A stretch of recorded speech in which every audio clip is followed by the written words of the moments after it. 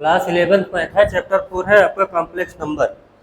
तो ये complex number basically क्या है, ये आपका जो है real number plus imaginary number का मिक्सअप होता है। जैसे यहाँ पे देखिए आप, जैसे अगर बोला जाए एक्स स्क्वायर इक्वल टू है 4, तो एक्स इक्वल टू आप क्या लाएंगे +-2। मतलब जब आप यहाँ 2 पुट करेंगे, स्क्वायर करेंगे तो क्या आएगा 4, और जब -2 पुट करेंगे तो भी आएगा 4। ये तो आप निकाल देते हो। अगर मैं पूछूं आपसे x इक्वल टू √4, तो इसकी वैल्यू क्या निकल के आती है 2 ना, ऐसे आती है। तो लेकिन अगर यहीं पे अगर आपका माइनस कर दिया जाए -√4, तब इसे बोला जाता है इमेजिनरी नंबर। क्या बोलते हैं? इमेजिनरी। आई एम मतलब इमेजिनरी, एन मतलब नंबर, तो क्या बोलेंगे इमेजिनरी नंबर। अरे आप पूरा लिखिएगा, मैं शॉर्ट में लिख दिया। और इसको मतलब इसको यूं लिख सकते हैं √4 इंटू √-1, तब भी बोला जाएगा इमेजिनरी नंबर आई एम। तो ये जो आई इक्वल टू होता है, आई स्मॉल आई से डिनोट करेंगे, ऐसे स्मॉल आई, इसकी वैल्यू होती है √-1। ठीक है। अब यहाँ पे देखिएगा, अगर आप आई स्क्वायर करो तो क्या आएगा -1, रूट कट जाएगा। अब आई टू द पावर 4 करोगे तो आपका 1 आएगा। तो सबसे स्मॉलेस्ट पॉजिटिव वैल्यू आई की पावर 4 पे ही आती है। तो 4 का जितना भी टेबल होता है, 4 1 जा 4 2 जा, सब पे वैल्यू क्या आएगी 1। आई टू द पावर 4 के इक्वल टू होता है 1। अब ये कॉम्प्लेक्स नंबर क्या होता है? कॉम्प्लेक्स नंबर मतलब जैसे कोई नंबर लिखा है, जैसे 3 + 2i, तो इसमें रियल पार्ट ये होता है। ये कौन सा पार्ट है? ये होता है रियल पार्ट। ये होता है आर ई पार्ट, होता है रियल पार्ट। और ये जो आई के बगल का जो कोफिशिएंट है, इसे बोलते हैं इमेजिनरी पार्ट। ये आपका पूरा इसे बोला जाता है इमेजिनरी पार्ट। आई वाला जो पार्ट है वो उसे बोलते हैं इमेजिनरी पार्ट। तो बेसिकली कॉम्प्लेक्स नंबर कम्बो है किसका? Real number plus imaginary number का। समझ मिला?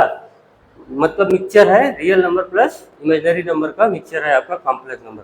डिनोट कैसे करेंगे? स्टैंडर्ड फॉर्म आप to denote the complex number, Z से डिनोट किया जाएगा और दिखाया जाएगा a+ib ना। ये आपका रियल पार्ट है, ये आपका रियल पार्ट है, और ये आपका इमेजिनरी पार्ट है।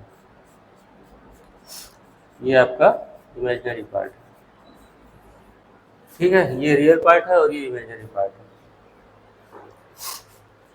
अब यहाँ पे देखिए रियल एग्जांपल नंबर 1 देखिए। अब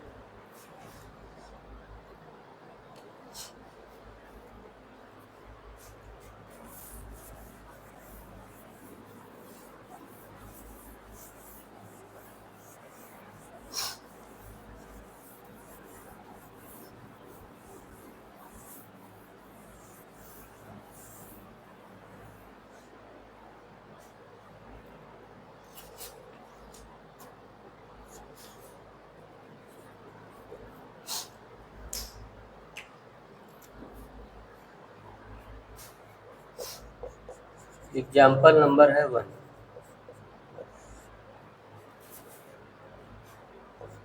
if 4x + i times 3x - y equal to है 3 + i - 6, ऐसे।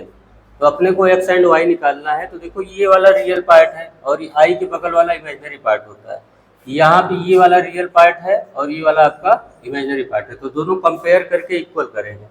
मतलब 4x इक्वल टू आ जाएगा 3, तो यहाँ से x आ जाएगा 3/4। ये क्लियर है? ऐसे ही इसको करो, 3x - y इक्वल टू हो जाएगा -6। आई का कोफिशिएंट ये है, इधर आई का कोफिशिएंट -6 है, इसलिए इक्वल किया। x की वैल्यू आपके पास है 3/4, -y equal to -6।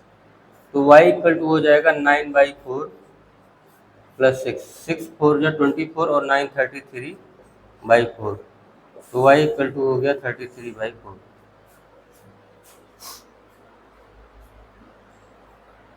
Algebra of a complex number.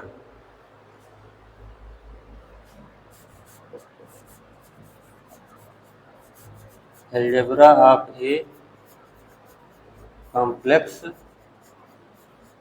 Number.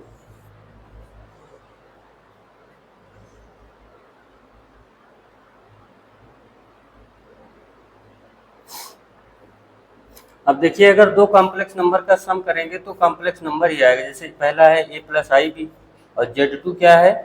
c+id। Algebra का मतलब हुआ कि एलजेब्रा का मतलब ये हुआ कॉम्प्लेक्स नंबर पे कि अपने को प्लस माइनस मल्टीप्लिकेशन और डिवीजन यही करना है। तो यही है अलजेब्रा ऑफ कॉम्प्लेक्स नंबर, मतलब जो प्लस करते हो वो भी उसी में आता है अलजेब्रा में। Z1 प्लस Z2 करोगे तो क्या होगा, रियल पार्ट को रियल पार्ट से सम कर दीजिए तो A प्लस सी आ गया, और आई कॉमन करके इमेजिनरी पार्ट को इमेजिनरी पार्ट से सम कर दीजिए, तो ये हो गया आपका प्लस वाला। अच्छा देखो, ये रियल है और इमेजिनरी है, तो जब दो कॉम्प्लेक्स नंबर का सम करेंगे तो रिजल्ट क्या आएगा, तब भी तो कॉम्प्लेक्स नंबर ही आएगा ना। तो ये भी एक न्यू कॉम्प्लेक्स नंबर है जिसे आप Z3 बोल सकते हो। ठीक है, अब जैसे 2 बनाना है तो बनाना बनाना अगर ऐड करोगे तो 3 बनाना आएगा, ऐसे ही नेक्स्ट वाला बनाना आपका। ऐसे Z3 इक्वल टू होगा A plus C plus i times B plus D. तो मतलब ये है क्या, अगर कॉम्प्लेक्स नंबर का सम करोगे तो कॉम्प्लेक्स नंबर ही आएगा, माइनस करोगे तो भी आएगा। अगर यही माइनस की होते थे, यहाँ ए माइनस सी होता, आई टाइम्स बी माइनस डी होता ना। तो आइदर यू कैन यूज, यहाँ प्लस माइनस सबके लिए चलेगा, प्लस ले लो या माइनस ले लो, ये हो गया। अब इसके बाद डिवीजन और मल्टीप्लिकेशन आपको कल बताएंगे। और यहाँ पे देखिए, अगर दो नंबर का अगर कॉम्प्लेक्स नंबर में अगर मल्टीप्लाई करना है, जैसे Z1 मान लो 1 प्लस आई है और Z2 आपका 1 माइनस आई है, तो जब Z1 इंटू Z2 करने वाले हो तो देखो, जैसे सिंपल कैलकुलेशन होता है 1 प्लस आई वही करना पड़ेगा 1 माइनस आई। यहाँ तो बाई चांस फार्मूला बन रहा है, अदरवाइज आपको सिंपल मेथड वही 8 क्लास वाला, इसको इसमें मल्टीप्लाई करेंगे, इसको इसमें, फिर इसको इसमें, और फिर इसको इसमें, ऐसे करेंगे।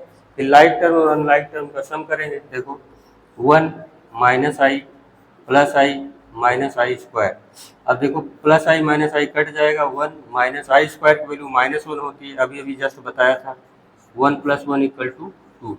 देखो बेटा आई इक्वल टू होता है रूट -1, तो स्क्वायर जब करेंगे तो आएगा -1, तो 1 1 2 आ गया। ठीक है, Z1 Z2।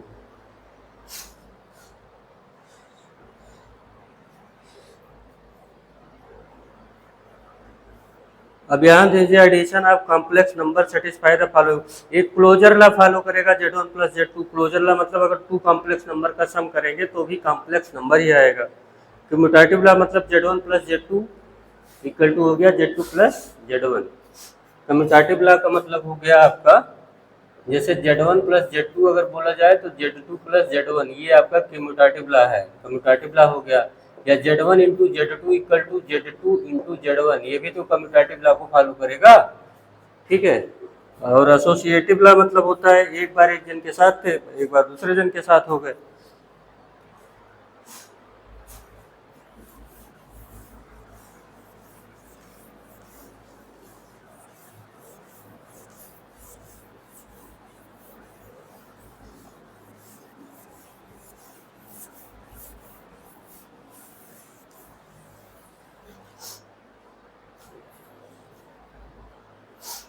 अब ये एसोसिएटिव ला समझ लो। एसोसिएटिव ला, एसोसिएटिव ला का मतलब हुआ कि जैसे ये कॉम्प्लेक्स नंबर Z1 और Z2 एक साथ थे, Z1 Z2 एक साथ थे और Z3 बाहर था, किसी बात पे झगड़ा हो गया तो Z2 Z3 के पास चला गया, Z1 बाहर रह गया, Z1 Z2 प्लस Z3, ये हो गया, ये हो गया। तो Z1 plus Z2 plus Z3 equal to Z1 plus Z2 plus Z3, तो ये आपका हो गया एसोसिएटिव ला। ठीक है, और existence of additive identity, existence of additive identity मतलब अगर आप किसी कॉम्प्लेक्स नंबर में अगर आप जीरो ऐड करते हैं, समझ लो एक कॉम्प्लेक्स नंबर है तो इसके जो है वो बना रहा है, गायब नहीं हुआ। ए में अगर आप जीरो जोड़ोगे तो उसमें कुछ फर्क नहीं पड़ रहा है, वो वही बना रहेगा। तो ऐसे ही एग्जिस्टेंस ऑफ एडिटिव आइडेंटिटी मतलब हुआ आपका जो जीरो है वो होता है additive identity of complex number. अगर बोला जाए यहाँ पे existence of additive inverse, existence of additive inverse, तो इसमें इनवर्स का मतलब हुआ, एडिटिव इनवर्स मतलब हुआ प्लस है तो माइनस सम करेंगे। जैसे आपका ये हो गया सपोज Z इक्वल टू है A प्लस आई बी, तो इसका एडिटिव इनवर्स क्या होगा, minus A minus i B. ठीक है, ये तो इन दोनों का अगर सम करोगे तो ये हो जाएगा जीरो। तो ये होता है एडिटिव इन्वर्स, मतलब उसका उल्टा लिखना पड़ेगा। ठीक है।